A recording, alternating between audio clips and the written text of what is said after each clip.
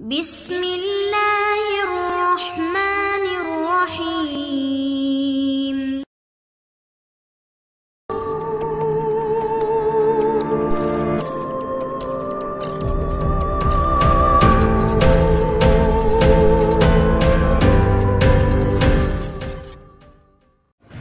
السلام علیکم دوستو، Imran series novel final game by Mazhar کلیم۔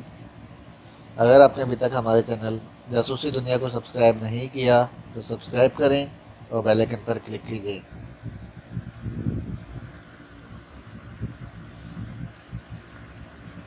تمہارے پاس کتنے مسلح افراد ہیں؟ جیرم نے کہا۔ 15 آدمی ہیں، ہیڈلر نے جواب دیا۔ صرف 15 آدمی؟ کیا اور آدمیوں کا انتظام ہو سکتا ہے؟ جیرم نے بے چینی سے پوچھا۔ نہیں، فوری طور پر تو نہیں، لیکن دوسرے شہر سے آدمیوں کو بلایا جا سکتا ہے، ہیڈلر نے کہا۔ ہاں، اس میں تو کافی وقت لگ جائے گا۔ خیر، تم جتنے بھی آدمی ہیں انہیں بلا لو۔ میرے آدمی بھی دارالحکومت میں ہیں، انہیں بھی بلانے میں وقت لگ جائے گا۔ فی الحال تمہارے 15 آدمیوں سے ہی کام چلانا پڑے گا، جیرم نے کہا تو ہیڈلر سے ہلاتا ہوا اٹھا اور آفس سے باہر نکلتا چلا گیا۔ جیرم وہیں بیٹھ کر عمران اور اس کے ساتھیوں کو ٹریپ کرنے اور انہیں ہلاک کرنے کے بارے میں سوچنے میں مصروف ہو گیا۔ اس کے چہرے پر چٹانوں جیسی ٹھوس سنجیدگی طاری تھی اور اس کے چہرے پر ایسے تاثرات بھی نمایاں تھے کہ وہ ہر قیمت پر عمران اور اس کے ساتھیوں کو ہلاک کرنے کے لیے بےتاب ہو۔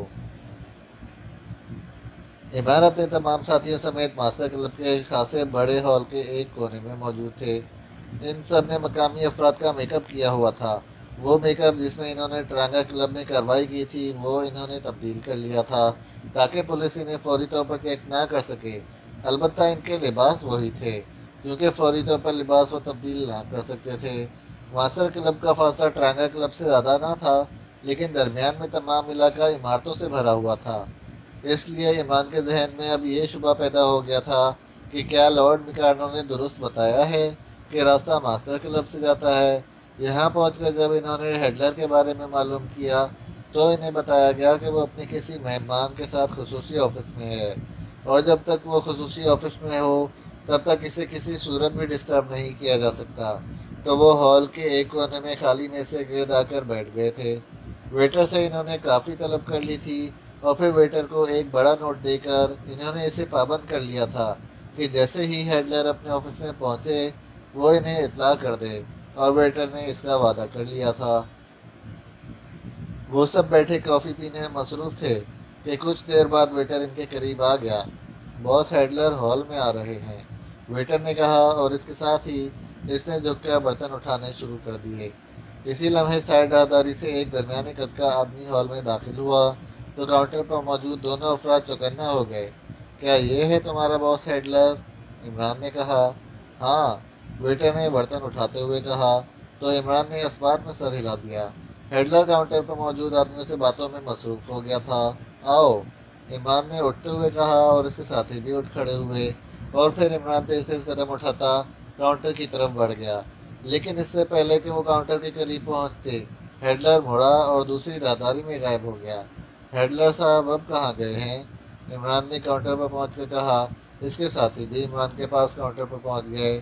اسپیشل آفس میں جناب، کاؤنٹر مین نے جواب دیا۔ کہاں ہے اسپیشل آفس؟ کیا اسی راہداری میں؟ آپ مجھے بتائیں کیا کام ہے آپ کو ان سے؟ کاؤنٹر مین نے کہا۔ کام ان سے ہے تو انہیں ہی بتایا جا سکتا ہے، عمران نے منہ بناتے ہوئے کہا۔ تو پھر آپ ہال میں بیٹھیں اور انتظار کریں، جب وہ فارغ ہو کر واپس اپنے جنرل آفس میں جائیں گے تو میں ان سے آپ کی بات کرا دوں گا، کاؤنٹر مین نے کہا۔ اوکے، عمران نے کہا اور واپس مڑ کر اپنی نشست پر آ کر بیٹھ گیا۔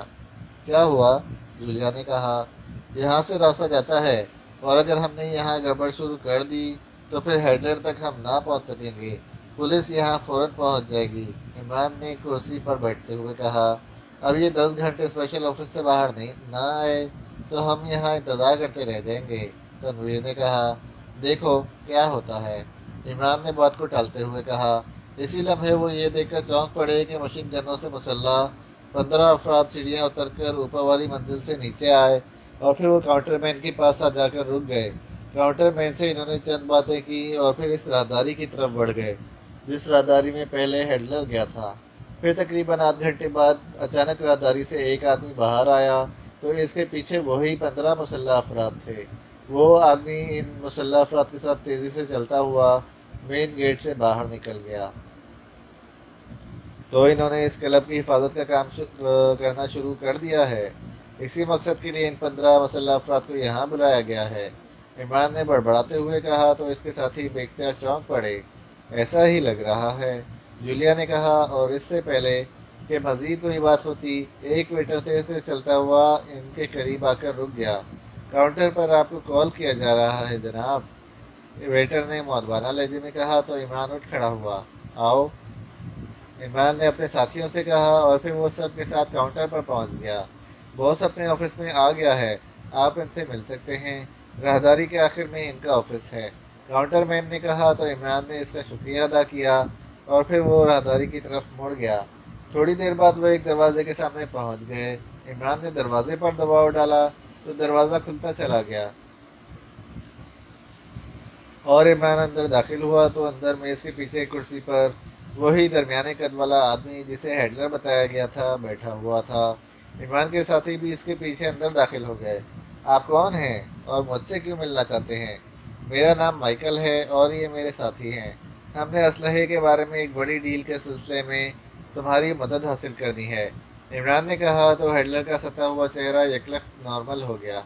ओह अच्छा, बैठो, हेडलर ने कहा। तो इमरान और इसके साथी मेज़ की दूसरी तरफ कुर्सियों पर बैठ गए।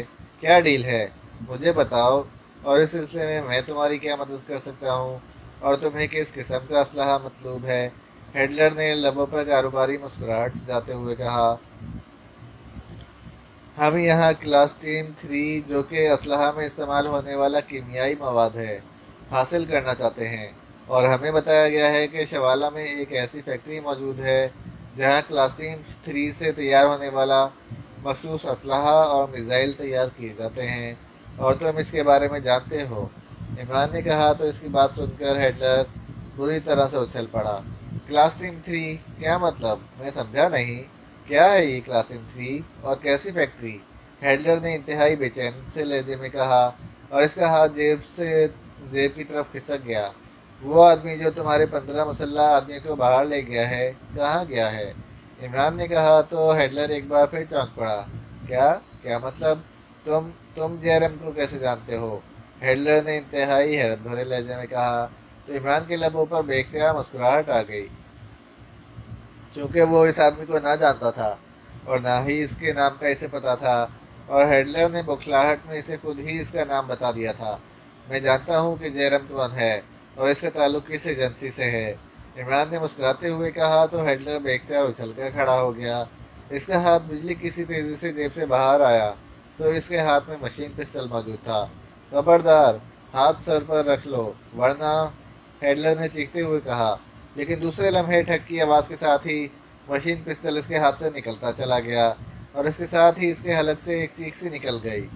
तुम बहुत छोटी मछली हो हेडलर, और हम यहाँ छोटी मछलियों का शिकार नहीं करते, बल्कि मगरमच्छों को पकड़ने और इन्हें इनके अंजाम तक पहुँचाने के लिए आए हैं, इमरान ने कहा। और इसके साथ ही इसने हाथ में पकड़ा हुआ मशीन पिस्टल इसकी तरफ करके ट्रिगर दबा दिया। दूसरे लम्हे ठग की आवाज़ के साथ ही हेडलर चीखता हुआ वापस कुर्सी पर गिरा और फिर कुर्सी समेत घूम गया। गोली इसके कंधे पर लगी थी। कुर्सी के घूमने की वजह से इसका मुंह दीवार की तरफ हो गया था कि इमरान ने एक हाथ मेज़ पर रखा और दूसरे हाथ में पकड़े हुए मशीन पिस्टल का दस्ता इसने पूरी कुव्वत से हेडलर के सर पर मार दिया। हेडलर के मुंह से एक बार फिर चीख निकली, लेकिन इमरान ने फ़ौरन ही दूसरी ज़रब लगा दी और हेडलर का जिस्म उछल कर कुर्सी में ही ढीला पड़ गया। तो इमरान ने कुर्सी को घुमाया और हेडलर के कंधे से खून बह रहा था और वो बेहोश हो चुका था। टाइगर, इसे उठाकर फर्श पर डालो, इमरान ने पीछे हटते हुए कहा। तो टाइगर तेज़ी से आगे बढ़ा। इसने कुर्सी पर बेहोश पड़े हुए हेडलर को उठाया और फिर मेज़ की दूसरी तरफ फर्श पर बिछे हुए कालीन पर लिटा दिया। अब इसकी नाक और मुंह बंद करके इसे होश में ले आओ, इमरान ने कहा। तो टाइगर तेज़ी से झुका और इसने दोनों हाथों से हेडलर को नाक और मुंह को बंद कर दिया। चंद लम्हों बाद जब इसके जिस्म में हरकत के आसार नमूदार होने शुरू हो गए तो टाइगर ने हाथ हटाए और सीधा खड़ा होकर पीछे हट गया। تم سب دروازے کا خیال رکھنا۔ وہ آدمی جس کا نام جیرم ہے ان 15 مسلح افراد کو لے کر کسی بھی وقت واپس آ سکتا ہے۔ ان کی یہاں موجودگی کی وجہ سے ہم کسی بھی وقت شدید خطرے کا شکار ہو سکتے ہیں، اس لیے میں اس سے جلد از جلد معلومات حاصل کر لینا چاہتا ہوں۔ عمران نے اپنے ساتھیوں سے کہا تو انہوں نے اس بات میں سر ہلا دیے۔ اسی لمحے ہیڈلر کراتے ہوئے ہوش میں آ گیا، اور ہوش میں آتے ہی اس کا جسم اٹھنے کے لیے سمٹنے ہی لگا تھا کہ عمران نے پیر اسی گردن پر رکھ کر اسے دباتے ہوئے سر کی طرف موڑ دیا تو اس کا سمٹا ہوا جسم ایک جھٹکے سے سیدھا ہو گیا۔ اس کا چہرہ تکلیف کی شدت سے بگڑتا چلا گیا اور منہ سے یکلخت سرخراہٹ کی آوازیں نکلنے لگیں۔ عمران نے پیر کو تھوڑا سا پیچھے ہٹایا اور ساتھ ہی دباؤ بھی کم کر دیا۔ کہاں ہے راستہ کوبرا میزائل فیکٹری کا؟ بتاؤ، جلدی بتاؤ، ورنہ… عمران نے گھبراتے ہوئے کہا، میں نہیں جانتا۔ ہیڈلر نے کہا تو عمران نے پیر کو دوبارہ سر کی طرف موڑ دیا تو ہیڈلر کی حالت یکلخت انتہائی خراب ہونے لگ گئی۔ بولو جلدی، کہاں ہے راستہ؟ بولو ورنہ…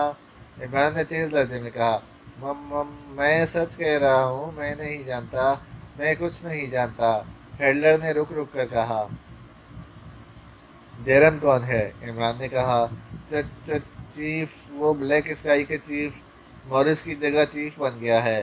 وہ ہیڈلر نے لرزتی ہوئی آواز میں کہا، اور اس کے ساتھ ہی اس کے جسم نے یکلخت جھٹکا کھایا اور اس کی آنکھیں بے نور ہوتی چلی گئیں، اور عمران نے چونک کر پیر ہٹا لیا۔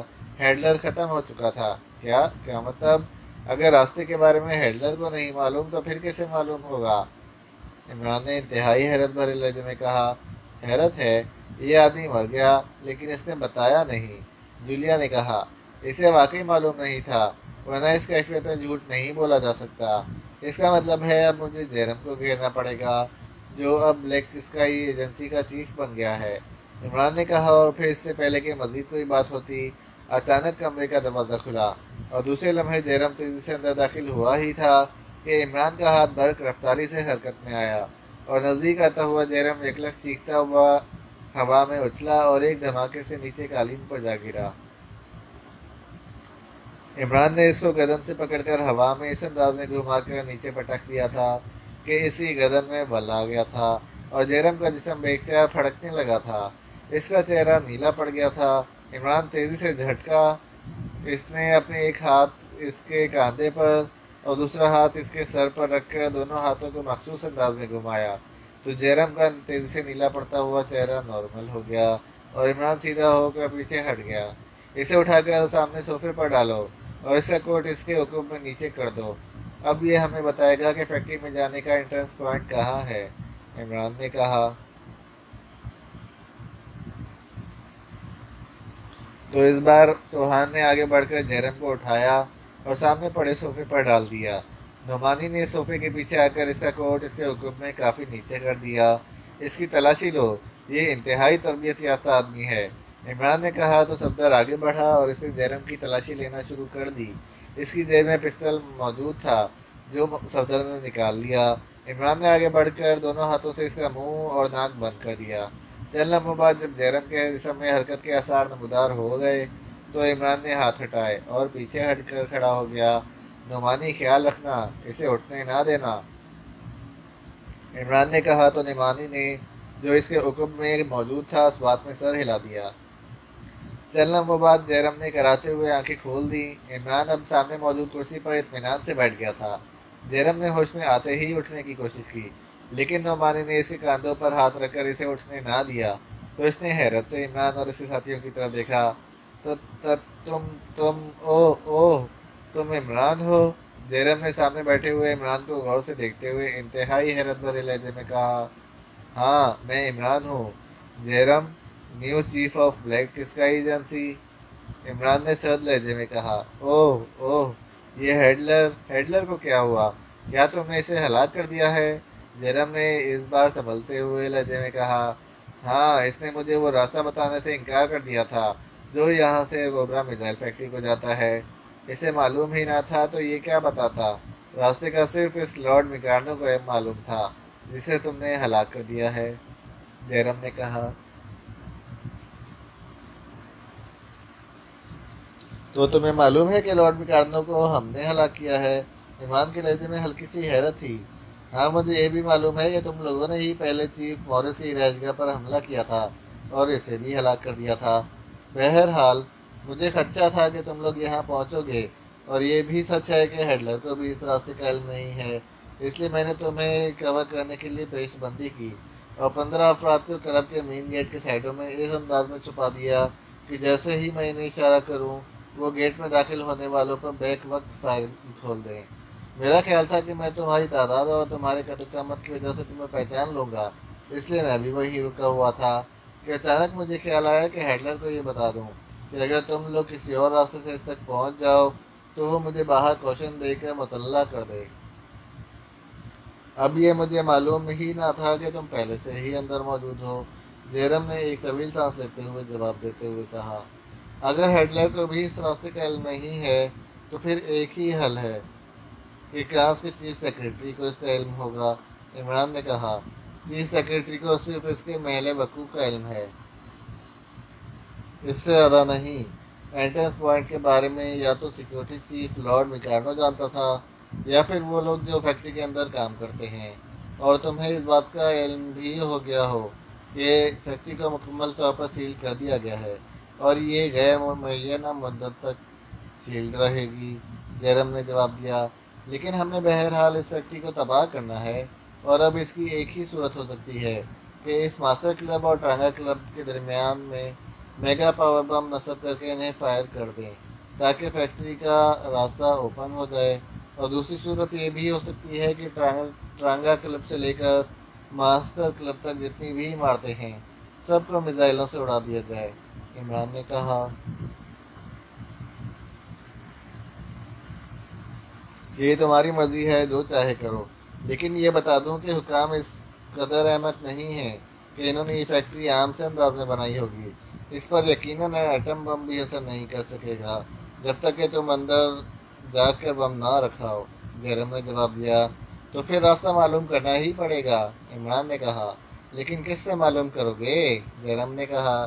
ٹائیگر، تم جا کر کاؤنٹر پر موجود آدمی کو بلا لاؤ، اسے کہو کہ ہٹلر اسے بلا رہا ہے، عمران نے کہا تو ٹائیگر سر ہلاتا ہوا دروازے کی طرف بڑھ گیا۔ جب ہٹلر کو معلوم نہیں ہے تو پھر اس کے کسی آدمی کو کیسے معلوم ہوگا؟ جیرم نے کہا۔ بعض باتیں بڑوں کو معلوم نہیں ہوتی لیکن چھوٹوں کو معلوم ہوتی ہیں۔ کاؤنٹر پر جو آدمی موجود ہے اس کا چہرہ اور آنکھیں بتا رہی ہیں کہ وہ انتہائی شاطر ذہن اور گایاں طبیعت کا مالک ہے، اور ایسے لوگ نفسیاتی طور پر معاملے کا کھوج لگاتے رہتے ہیں تاکہ کسی بھی وقت کسی بھی معاملے کو اپنے کسی مفاد میں استعمال کر سکیں۔ اس لیے مجھے یقین ہے کہ وہ بہرحال اس بارے میں کچھ نہ کچھ ضرور جانتا ہوگا، عمران نے کہا تو جیرم نے بے اختیار ہونٹ بھینچ لیے۔ تھوڑی دیر بعد دروازہ کھلا اور کاؤنٹر پر موجود آدمی جیسے ہی اندر آیا وہ بے اختیار ٹھٹک کر رک گیا۔ اس کی آنکھیں حیرت کی شدت سے پھٹ سی گئی تھیں۔ اس کے عقب میں ٹائیگر اندر آیا، اور پھر اس سے پہلے کہ وہ سنبھلتا، صالحہ جو اس کے قریب کھڑی تھی اس کا بازو گھوما اور وہ آدمی چیختا ہوا اچھل کر نیچے گرا ہی تھا کہ قریب کھڑی جولیا نے اس کی کن پٹی پر لات جما دی، اور دوسرے لمحے اس آدمی کا جسم ایک جھٹکے سے سیدھا ہو گیا، وہ بے ہوش ہو چکا تھا۔ اب اسے اٹھا کر کرسی پر ڈال دو، عمران نے کہا تو صدر نے اس کی ہدایت پر عمل کیا، اور پھر چوہان نے آگے بڑھ کر اس کا ناک اور منہ دونوں ہاتھوں سے بند کر دیا۔ چند لمحوں بعد جب اس کا جسم میں حرکت کے آثار نمودار ہونے لگے تو چوہان نے ہاتھ ہٹائے اور پیچھے ہٹ گیا۔ جیرم خاموش بیٹھا ہوا تھا۔ چند لمحوں بعد اس آدمی نے کراتے ہوئے آنکھیں کھول دیں تو عمران نے آگے بڑھ کر ہاتھ میں پکڑے ہوئے مشین پستل کی نال اس کی کن پٹی سے لگا دی۔ سامنے دیکھو، تمہارا باس ہٹلر ہلاک ہو چکا ہے، اور یہی انجام تمہارا بھی ہو سکتا ہے، عمران نے انتہائی سرد لہجے میں کہا۔ کیا مطلب؟ مجھے مت مارو، فار گاڈ سیک مجھے مت مارو، اس آدمی نے رک رک کر کہا۔ اس کے لہجے سے خوف پوری طرح ظاہر ہو رہا تھا۔ اپنا نام بتاؤ جلدی۔ میرا نام ڈی جوروٹ ہے، ڈی جوروٹ، اس آدمی نے جواب دیا۔ یہاں کام کب سے کر رہے ہو؟ عمران نے پوچھا۔ میں 5 سالوں سے کام کر رہا ہوں، ڈی جوروٹ نے اسی انداز میں جواب دیا۔ ٹھیک ہے، اب سوچ سمجھ کر جواب دینا، اس جواب پر تمہاری زندگی کا انحصار ہے۔ اگر تم نے غلط بیانی سے کام لیا تو میں تمہاری کھوپڑی اڑا دوں گا۔ تمہارے باس ہٹلر نے ہمیں پہلے ہی اس بارے میں بتا چکا ہے، اور میں یہ سوال تم سے صرف چیکنگ کے لیے پوچھ رہا ہوں کہ تم سچ بول رہے ہو یا نہیں۔ نہیں، مجھے مت مارنا، میں سچ بولوں گا، بالکل سچ۔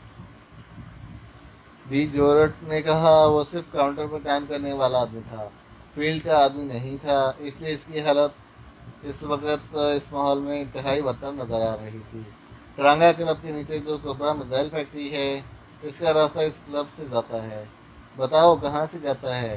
عمران نے سر لہجے میں کہا۔